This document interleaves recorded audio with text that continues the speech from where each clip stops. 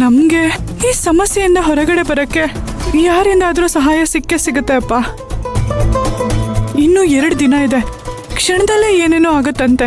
ಇನ್ನ 2 ದಿನದಲ್ಲಿ ಏನೂ ಆಗಲ್ವಾ? ಎಲ್ಲೆಲ್ಲಿ ಕೇಳ್ಬೇಕೋ ಎಲ್ಲ ಕೇಳೋಣ.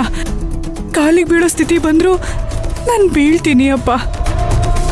ಹೇಗಾದ್ರೂ ಮಾಡಿ ಆ ದುಡ್ಡನ್ನ ಹೊಂದ್ಸೋಣ ಅಪ್ಪ. ಚಿಕ್ಕಮ್ಮನ ಹತ್ರ ಮಾತ್ರ ಪತ್ರ ಕೇಳೋದು ಬೇಡ. ಸರಿಯಮ್ಮ, ಮನೆಗೆ ಹೋಗಿ ಎಲ್ಲೆಲ್ಲಿ ಕೇಳ್ಬೋದು ಅಂತ ಯೋಚನೆ ಮಾಡೋಣ. ಬಾಮ್ಮ, ಮನೆಗೆ ಹೋಗೋಣ. ಇಲ್ಲ ಅಪ್ಪ, ನನ್ನ ಮನೆಗೆ ಬರಲ್ಲ, ನೀವು ಹೋಗಿ. ಯಾಕಮ್ಮ ಹಾಗೆ ಹೇಳ್ತಿದ್ಯಾ? ಅಲ್ಲಮ್ಮ, ಅದು ನನ್ನ ಮನೆ ಅಂತಂದ್ರೆ ಅರ್ಥ ಅದು ನಿನ್ನ ಮನೆ. ಅದರಲ್ಲಿ ನಿನಗೂ ಹಕ್ಕಿದೆ. ಮನೆಗೆ ಬರಲ್ಲ ಅಂತೆಲ್ಲ ಹೇಳ್ಬೇಡ. ಬಾ ಬಾ ಬಾ.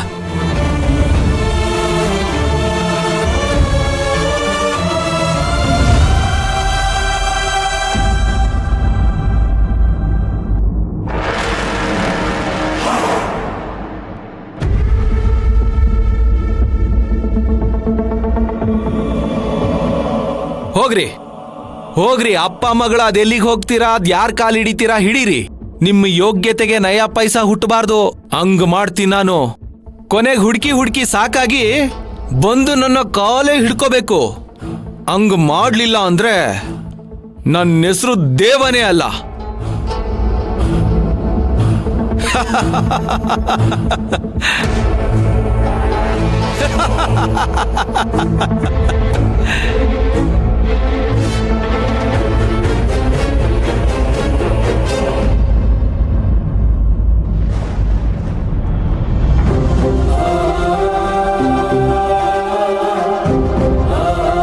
ನಾಗರಾಜು, ಮನೆಗೊಂದು ಸೊಸೆನ್ನ ಅಂತ ತಗೊಂಡ್ಬಂದ್ರೆ ಅವಳಿಂದ ನಾವೆಲ್ಲರೂ ಸಂತೋಷವಾಗಿ ನೆಮ್ಮದಿಯಿಂದ ಇರ್ತೀವಿ ಅಂದ್ಕೊಂಡ್ವಿ.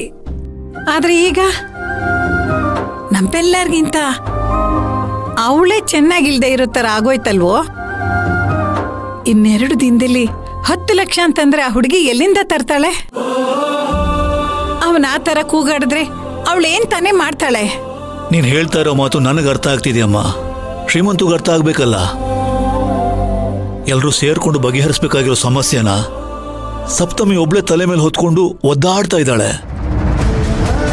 ಏನಾದ್ರೂ ಹೇಳೋಣ ಅಂದ್ರೆ ಶ್ರೀಮಂತು ನಮ್ಮ ಮಾತೇ ಕೇಳಲ್ಲ. ದುಡ್ಡಿನ ವಿಷಯದಲ್ಲಿ ಅವನನ್ನು ಕಂಟ್ರೋಲಿಗೆ ತಗೊಳಕ್ ಆಗಲ್ಲ ಅನ್ನೋದು ನಿನಗೂ ಗೊತ್ತಲ್ಲಮ್ಮ. ದುಡ್ಡಿಲ್ದೇ ಇರೋದಕ್ಕೆ ನಮ್ಗಿಷ್ಟೊಂದು ಸಂಕಟ ಆಗ್ತಾ ಇರೋದು. ಕಣ್ಣಿದ್ದು ಕುರುಡಾಕ್ಬೇಕು ಅಂತಂದ್ರೆ ಕರುಳು ಕಿತ್ತು ಬರುತ್ತೆ ಕಣೋ. 2 ದಿನದಲ್ಲಿ ಏನೇನು ನೋಡ್ಬೇಕು ಆ ಭಗವಂತನಿಗೆ ಗೊತ್ತು.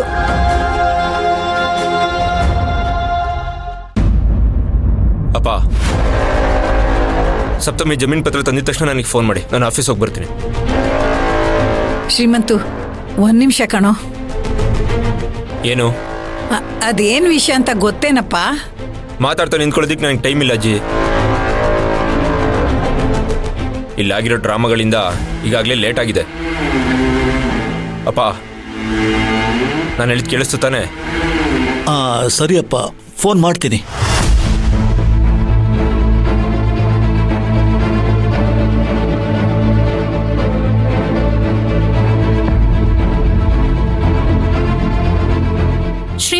ಶ್ರೀಮಂತು 1 ನಿಮಿಷ. ಏನು? ನಿಮ್ದೇನೀಗ? ನಿನ್ ಹತ್ರ ಒಂದ್ ವಿಷಯ ಹೇಳ್ಬೇಕಿತ್ತು ಕಣೋ. ಅಮ್ಮ ಬೇಡ, ಸುಮ್ಮನೆ ಇರಮ್ಮ. ಶ್ರೀಮಂತ್ ಏನೂ ಇಲ್ಲ, ಹೊರಡು. ಏನಿನ್ ಸುಮ್ನಿರೋ. ನಾನ್ ಶ್ರೀಮಂತುಗೆ ಇರೋ ವಿಷಯ ಹೇಳಲೇಬೇಕು. ಬೇಡ ಅಮ್ಮ. ಏನು ಅಂತ ಹೇಳ್ತೀರಾ? ಶ್ರೀಮಂತು ನಿನಗೆ ಇರೋ ವಿಷಯನ ಹೇಳಲಿಲ್ಲ ಅಂದ್ರೆ ನಾನು ಈ ಮನೇಲಿದ್ದು ಏನು ಪ್ರಯೋಜನ ಇಲ್ದಂಗೆ ಆಗುತ್ತೆ. ನಾನು ಹೇಳಲೇಬೇಕು. ನನಗೆ ಆಫೀಸಿಗೆ ಟೈಮ್ ಆಗ್ತಿದೆ. ನೀವು ವಿಷಯ ಹೇಳ್ತೀರಾ ಇಲ್ವೋ? ಹೇಳ್ತೀನಿ ಶ್ರೀಮಂತು. ನೀನು ಸಪ್ತಮಿ ಹತ್ರ ಆ ಜಮೀನ್ ಪತ್ರ ಕೇಳಿದ್ಯಲ್ಲ, ಅದಕ್ಕೆ ಸಪ್ತಮಿ ನಾಗರಾಜಣ್ಣನ ಹತ್ರ ಅದೇನ್ ಹೇಳಿದ್ಲೋ ಗೊತ್ತಿಲ್ಲ. ಅದೇ ನಿಮ್ ತಾಯಿ ಒಡವೆನ ಅಡ ಇಡೋದಕ್ಕೆ ನಾಗರಾಜಣ್ಣ ರೆಡಿ ಆಗ್ಬಿಟ್ಟಿದ್ದಾರೆ.